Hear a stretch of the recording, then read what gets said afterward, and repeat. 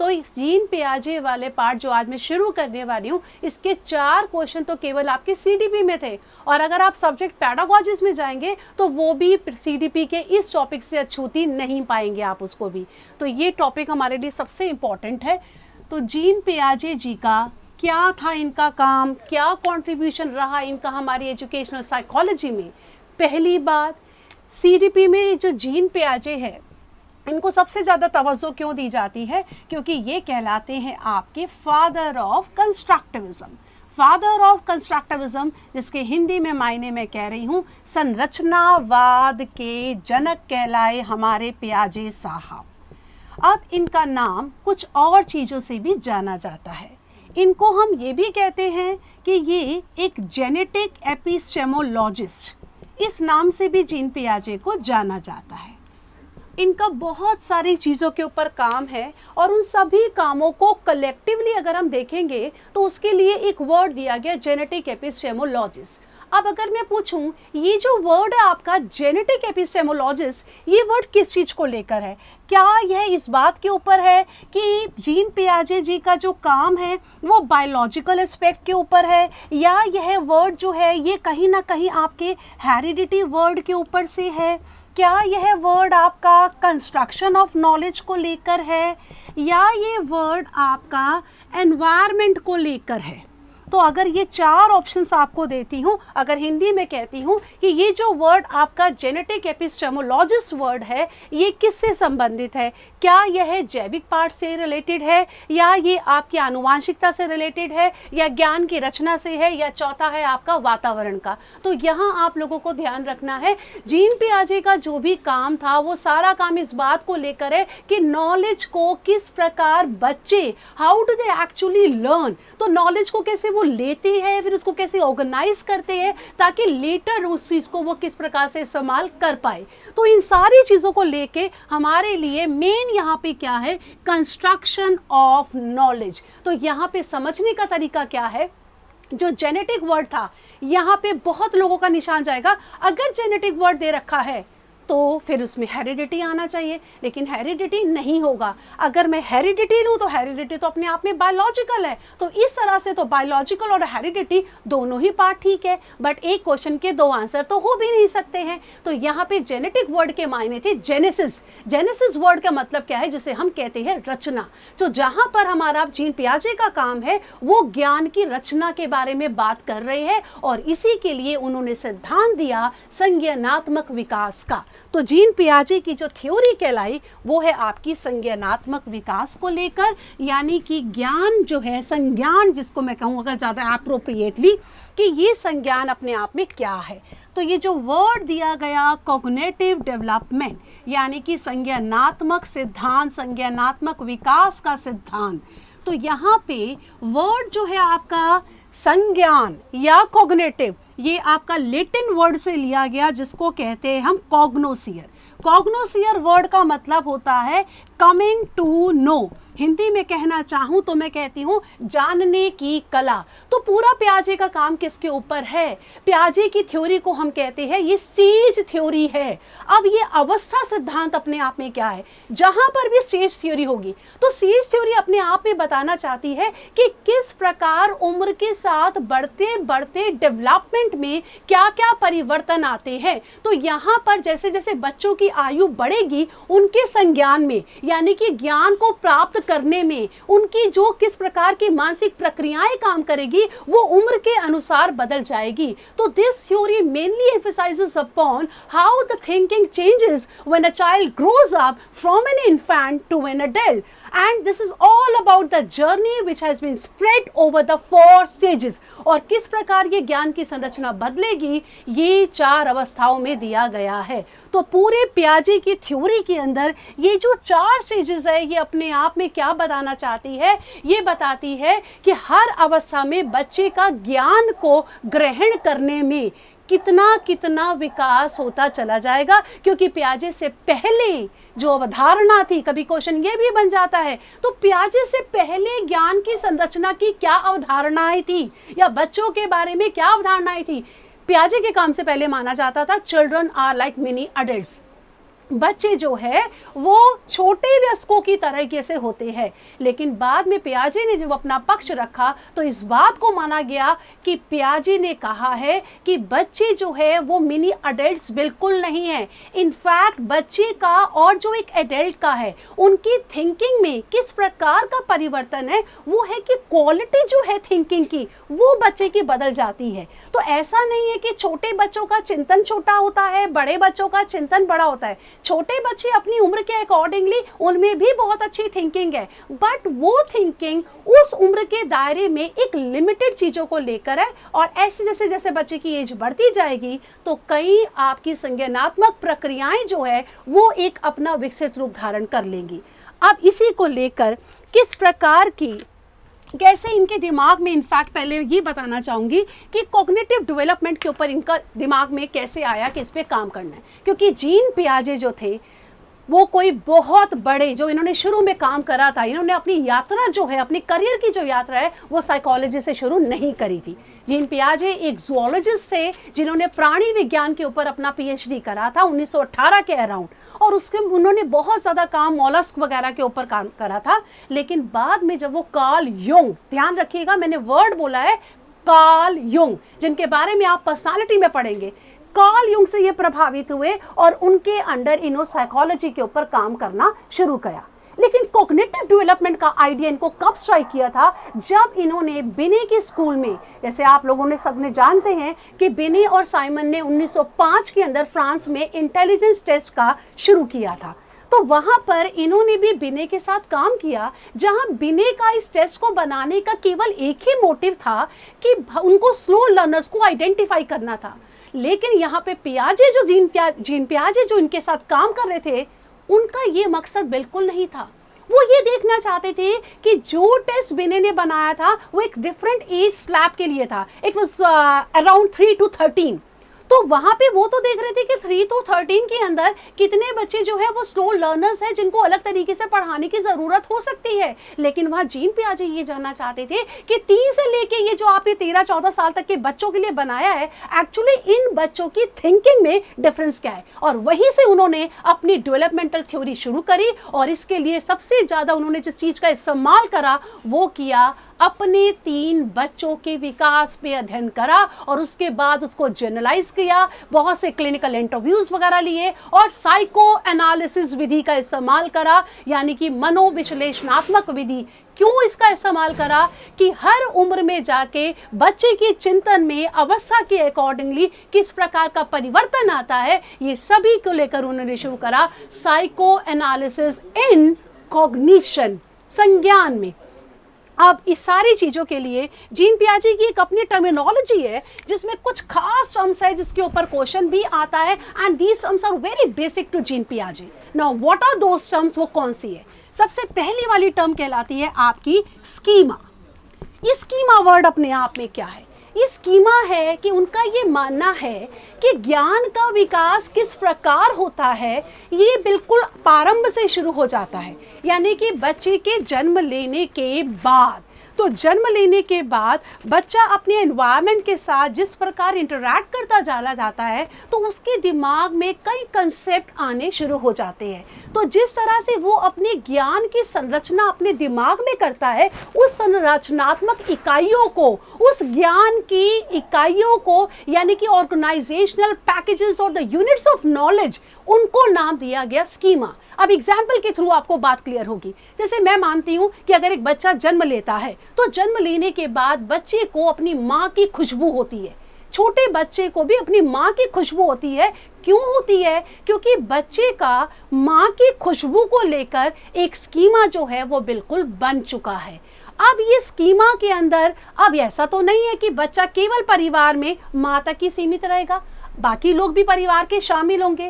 तो स्कीमा तो शुरू में अपने आप में क्या कहलाया? ज्ञान की इकाई, जो बच्चे ने आरंभिक अवस्था में जो भी ज्ञान अपना संरचित करना है वो अपने संवेगों, अपनी इंद्रियों के द्वारा करना है। तो जहां पे मैंने कहा टच, तो टच अपने आप में क्या है, this is one of the sensory organ. तो जहां पर हम पियाजे का पहली वाली अवस्था में देखेंगे तो उसमें पियाजे का ये मानना है कि जो भी बच्चा ज्ञान के बारे में अपने कंसेप्ट्स को डेवलप करता है वो सारा का सारा सेंसरी नॉलेज के आधार के ऊपर होता है। अब इसी चीज को थोड़ा और आगे समझ लेते हैं हम।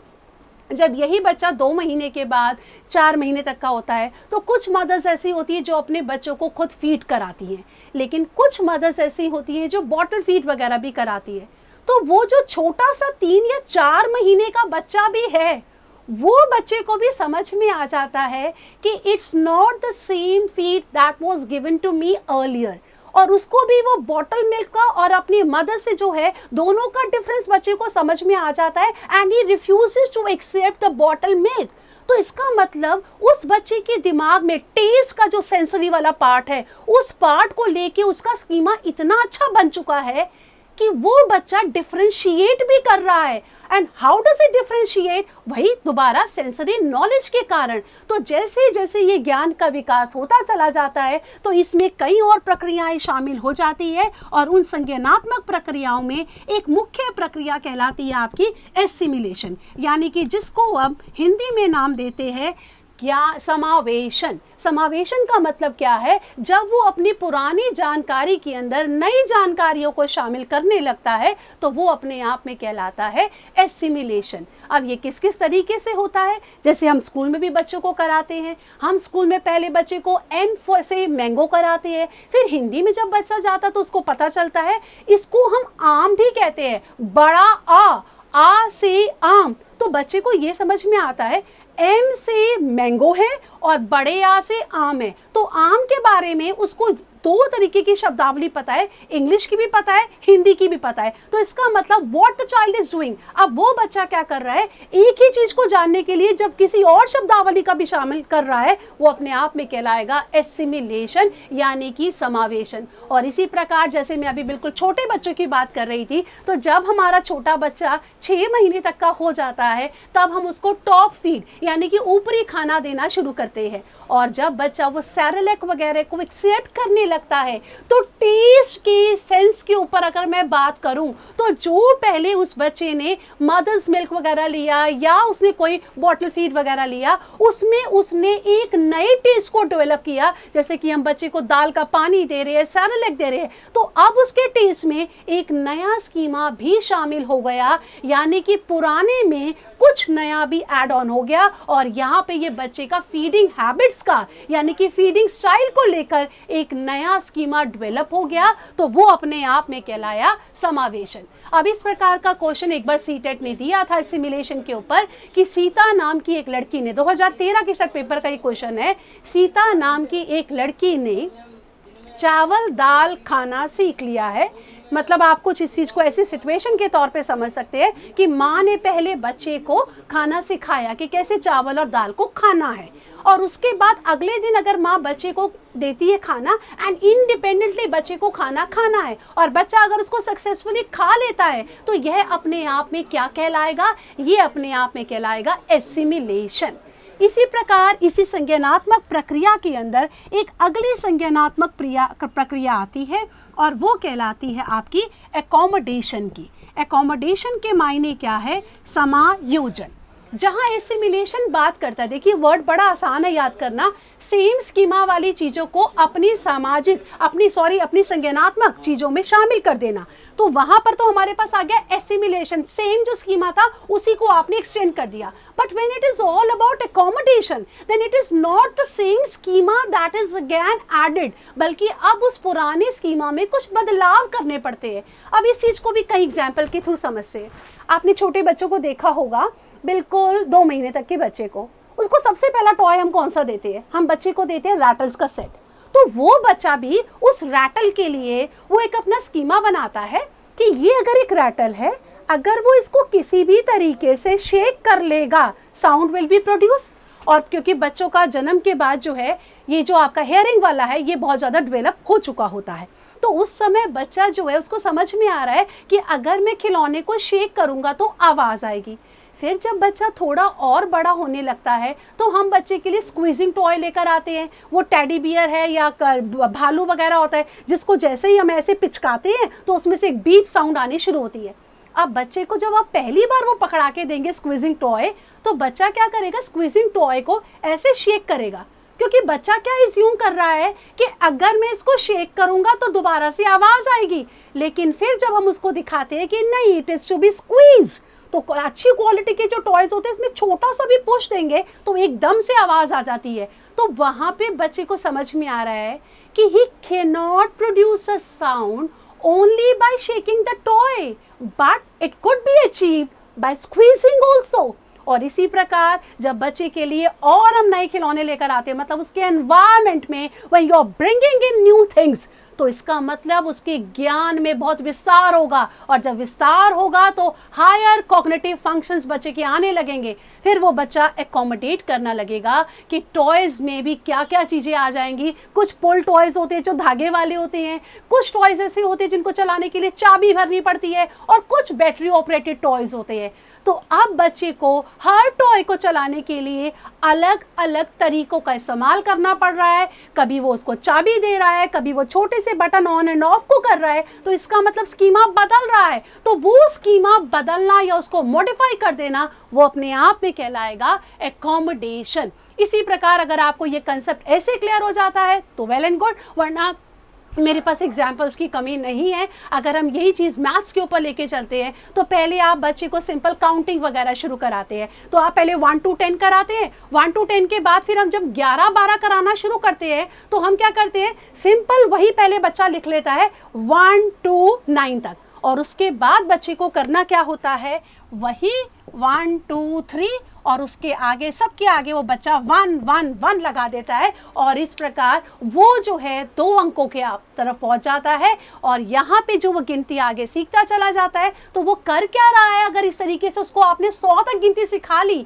तो वो बच्चा सीख गया एसिमिलेशन करना। और जब हमारे को ये थोड़ा सा उल्टा करना पड़ेगा, जब हम बच्चों को 1 to 100 कराते हैं तो फिर 100 to 1 भी कराते हैं, रिवर्स काउंटिंग भी कराते हैं। तो जब हम उसको रिवर्स काउंटिंग पे ले आए, उसको स्किप काउंटिंग के ऊपर लेकर आ गए, तो क्या is that the same old schema? नहीं, now the schema has been change. तो जब भी बच्चे के स्कीमा में परिवर्तन होगा, संशोधन होगा, बदलाव होगा, तो उस संज्ञानात्मक प्रक्रिया को नाम दिया जाएगा समायोजन। और इस प्रकार वो बच्चा आगे चलकर अपना अनुकूलन बना सकेगा। अब ये अनुकूलन यानी कि जो हायर कॉग्निटिव फंक्शन है, वो किस प्रकार की टर्म है?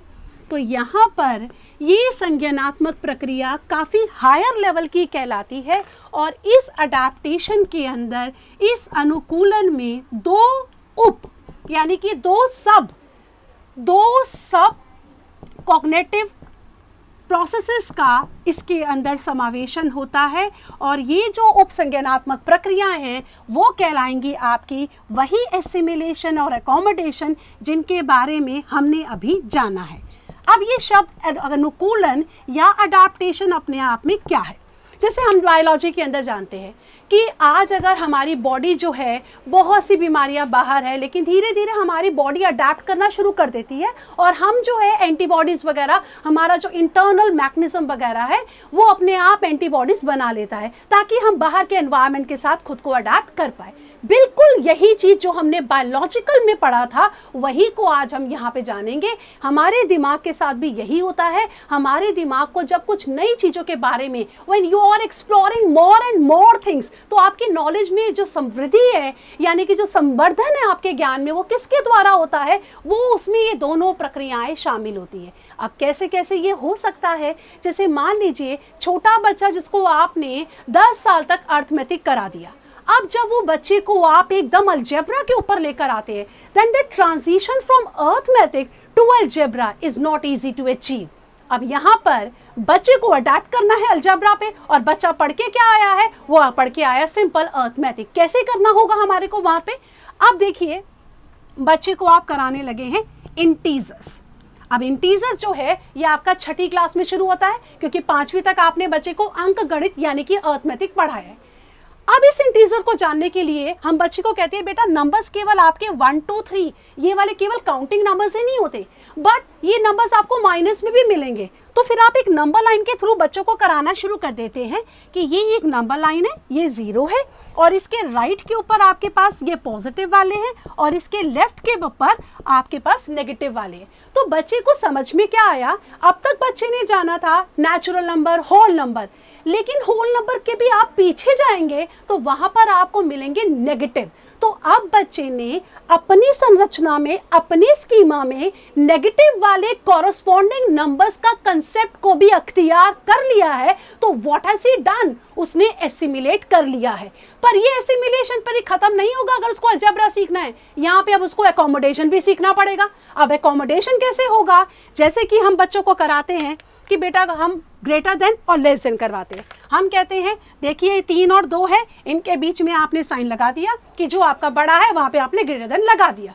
लेकिन जब आप अपने बच्चे को अर्थमेटिक से अलजेब्रा पे लेकर आ गए तो यहाँ पे चीजें बदल जाएगी। अगर मैं यहाँ पर साइन लगा दूं -3 और -2, तो क्या अब मेरा वही साइन ठीक रहेगा? नहीं, अब ये गलत हो जाएगा, क्योंकि यहाँ पे मुझे कहना पड़ेगा कि -3 जो है वो देखने में फेस वैल्यू में 3 बड़ा है, लेकिन जब उसके आगे माइनस लग जाएगा तो वो इससे छोटा पड़ जाएगा। तो इसका मतलब बच्चे का जो एक अपना मेंटल फ्रेम, अपना स्कीमा पहले चल रहा था, उससे बिल्कुल उसको उल्टे पे आना पड़ेगा। अब जब ये गाड़ी रिवर्स मोड के ऊपर आ जाएगी तब आप बच्चे को करना क्या पड़ गया, एकोमोडेशन। और एक अच्छे ज्ञान में ये दोनों चीज़ों का शामिल होना जरूरी होगा। और जब ये दोनों चीज़ें बच्चे में आ जाएगी फिर उसके लिए अलजेब्रा भी एक चाइल्ड्स प्ले बन जाएगा। तो एक बार मैथ्स पेडागोजी में क्वेश्चन पे आ जाएगा, पूछा गया था कितनी उम्र के बच्चों को हमें अलजेब्रा सिखा देना चाहिए। तो हमारे को, जैसे मैंने अभी बताया, छठी में हम शुरू कराते हैं जब बच्चे की उम्र 11 साल तक होती है, और 11 साल तक की उम्र के बच्चे को हम इस प्रकार के कंसेप्ट करा लेते हैं क्योंकि उसकी थिंकिंग में एक क्वालिटेटिव, एक गुणात्मक परिवर्तन आ गया कि वो अमूर्त चिंतन के लिए भी तैयार हो जाता है, चाहे कोई भी स्टेज हो। मैंने आप लोगों को जो एग्जाम्पल दिए हैं, these examples go well with sensory motor stage also, जहाँ पे मैंने बच्चे का आपको बताया कि रेटल वाले टॉयज भी है या स्क्वीजिंग वाले टॉयज भी है, और ये आपके इसी तरीके से फॉर्मल ऑपरेशनल स्टेज तक आपके चलेंगे। तो यहाँ पे हमने इन सारी चीज़ों में जाना क्या, पियाजे क्या बात कर रहे हैं, यही बता रहे हैं कि विकासात्मक होगा, यानी कि उम्र के अनुसार बच्चे की संज्ञानात्मक प्रक्रियाओं में और ज़्यादा जटिलता आती चली जाएगी और इस प्रकार उसका ज्ञान का सृजन होता चला जाएगा। तो इसका मतलब जो पियाजे की डेवलपमेंटल थ्योरी है वो इसी बात के ऊपर जोर देती है कि बच्चों की चिंतन बड़ों से अलग होती है, किस आधार पे इनका थिंकिंग की जो टाइप है वो अलग अलग होती है। अब हम देखते हैं जहाँ पे पहली वाली स्टेज होगी सेंसरी मोटर, वहाँ पे सारी आपकी सेंसरी थिंकिंग होगी, फिर वो आगे बढ़ के सिंबॉलिक में आएगी, फिर वो थिंकिंग में लॉजिक आने शुरू होंगे, और फिर लॉजिक से भी आगे चल के जब बच्चे के अंदर अब्स्ट्रैक्ट रीजनिंग आएगी, अमूर्त चिंतन आएगा, तो वहाँ पे हम कहते हैं हाईएस्ट लेवल ऑफ कॉग्निशन बच्चे ने अचीव कर लिया है। तो इस प्रकार ये हमारा एक बेसिक कंसेप्ट था टर्म्स को लेकर, लेकिन यहीं पर ये समाप्त नहीं होता है। यहाँ पर ये भी पूछा जा सकता है, क्योंकि पियाजे सिर्फ ये कह रहे हैं how does learning actually take place, क्योंकि उन्होंने बिने के टेस्ट के ऊपर जो इतना लंबा चौड़ा काम करा, जिसको कभी आपने शायद पढ़ा भी नहीं होगा इस बारे में, कि बिने के साथ भी जीन पियाजे ने काम करा और वहीं से ये स्पार्क आया कि बच्चे का उम्र के अनुसार चिंतन में क्या परिवर्तन है। तो उन्होंने क्या पाया कि ये सारी चीजें किसके कारण बच्चा अडैप्ट कर रहा है, इसका कारण कहलाता है इक्विलिब्रेशन, साम्य धारण। अब ये साम्य धारण अपने आप में क्या है, ये एक जर्नी है जिसके अंदर कभी बच्चा आपको डिसइक्विलिब्रियम में मिलता है। अब ये डिसइक्विलिब्रियम और इक्विलिब्रियम यानी कि असंतुलन और आपका संतुलन, ये दोनों क्या कहलाएंगे। देखिए डिसइक्विलिब्रियम का मतलब क्या है, जब बच्चा असंतुलन में आ जाता है। अब ये बच्चा असंतुलन में कब आ जाता है, जैसे मैंने अभी अर्थमेटिक और अलजेब्रा का आप लोगों को बताया कि जहाँ पहले आपने बताया 3 2 से बड़ा है, लेकिन जब माइनस हो जाएगा तो वो छोटा हो जाएगा। तो शुरू में बच्चे के लिए ये चीज़ें बड़ी अजीब सी होगी, वो समझ नहीं पाएगा what these operations are all about. पहले तो बच्चे को ये समझ में आता है कि जब भी घटा करनी है तो बड़े वाले अंक को आगे रखना है, 9 घटा 5। लेकिन फिर आगे चल के तो इंटीजर्स जब बच्चों को आ जाएगा तब तो ऐसा भी मिलेगा, नहीं 5 - 9 और बेटा आपको इसको ऐसे ही सॉल्व करना है। तो अब बच्चे को समझ में आ रहा है, अच्छा फिर हम उसको कराते हैं। ज़रूरी नहीं है अब इसके अंदर कि आपके ऑपरेशंस बिल्कुल पहले की तरह चलेंगे, बल्कि इनमें बदलाव भी होगा। और जैसे ही बच्चा ऐसे करता चला जाएगा तो जहाँ पे बच्चे को मुश्किल आ रही थी वो थोड़ा सा उसके लिए वो एक प्रॉब्लमैटिक एक्ट बन रहा था, क्योंकि उसकी जो पुरानी संज्ञानात्मक प्रक्रिया थी वो इन नई चुनौतियों को एक्सेप्ट नहीं कर पा रही। तो वहाँ बच्चे का जहाँ प्रॉब्लम जोन आ जाएगा वो कहलाएगा असंतुलन, यानी कि डिसइक्विलिब्रियम। ये दिखा रहा है असंतुलन को। लेकिन अगर इस सारी चीज में हम बच्चे को एकोमोडेशन करवा देते हैं, यानी कि समायोजन करवा देते हैं और उसके स्कीमा में बदलाव करवा देते हैं, तो जो उसके लिए पहले बहुत ही कठिन चुनौतीपूर्ण हो गया था, मुश्किल हो गया था, वही मुश्किल चीज़ें आसान बन जाएगी जब बच्चा संतुलन में आ जाएगा। लेकिन संतुलन तक आने के लिए हमारे बच्चे को एकोमोडेशन की ज़रूरत पड़ेगी। तो अपने आप में इक्विलिब्रेशन क्या है? ये इक्विलिब्रेशन अपने आप में एक यात्रा है जो बच्चे को डिसइक्विलिब्रियम से इक्विलिब्रियम में लेकर जाती है। यानी कि बच्चे को जहाँ पे संज्ञानात्मक चुनौतियों का सामना करना पड़ता है तो उन चुनौतियों का सामना करने के लिए उसे अपने पुराने स्कीमा में बदलाव करना पड़ता है, ताकि कहीं ना कहीं वो संतुलन को अचीव कर पाए। तो इस प्रकार ये कहलाया हमारा इक्विलिब्रेशन। अब ये इक्विलिब्रेशन और अडैप्टेशन के बीच में अगर मैं एक लाइन बोलूं कि अडैप्टेशन अपने आप में क्या है, ये एक रिजल्ट है। लेकिन ये रिजल्ट आता किसके कारण है?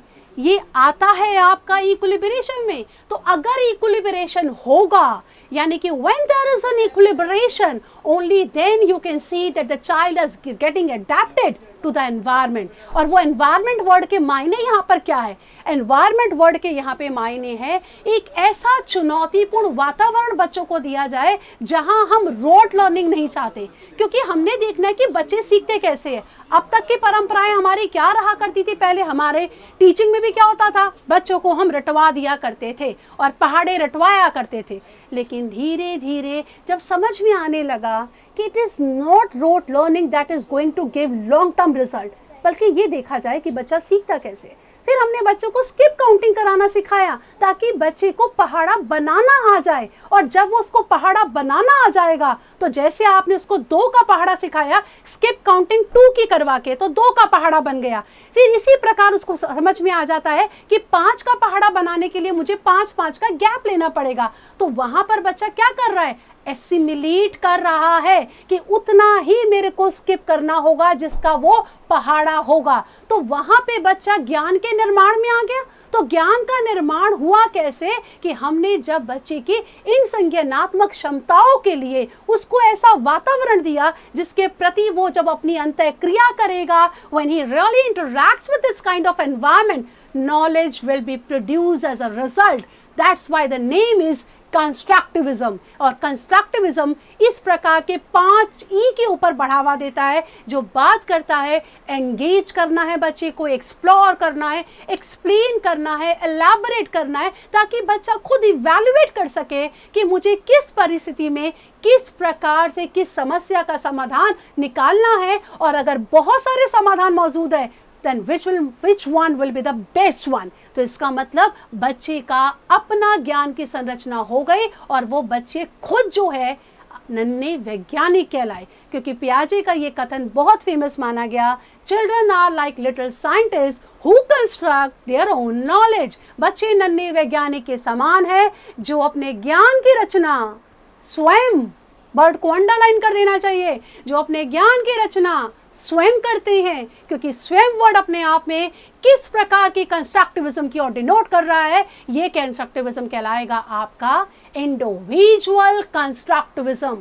क्योंकि व्यक्तिक संरचनावाद इस बात पर बल देता है कि बच्चे ज्ञान के सक्रिय निर्माता है और बच्चे जितना वातावरण के साथ अंतःक्रिया करेंगे उस अंतःक्रिया के दौरान अधिगम अपने आप संपन्न हो जाएगा. When they interact with the environment, then during that interaction knowledge will be gained and the concepts will be formed. तो इसीलिए पियाजे को नाम दिया गया फादर ऑफ कंस्ट्रक्टिविज्म, यानी कि संरचनावाद के जनक. तो आज के लिए इतना ही काफ़ी है और अगले वाले के अंदर हम डिस्कस करेंगे इन सारे कंसेप्ट्स को लेकर. अगर आपको समझ में आ गया तब मज़ा आएगा हमारे को पियाजे की स्टेजेस के बारे में डिस्कस करने के लिए और बड़े डे टू डे लाइफ की एग्जाम्पल्स लेकर आ जाएंगे जो आपको आपकी बचपन की ओर ले जाएंगे. और अगर अभी भी आपको लगता है कि आप में कहीं बचपन रह गया है तो आप अपने उन चीज़ों का अंश इन एग्जाम्पल्स में देखेंगे. So I am signing off the class here. Thank you.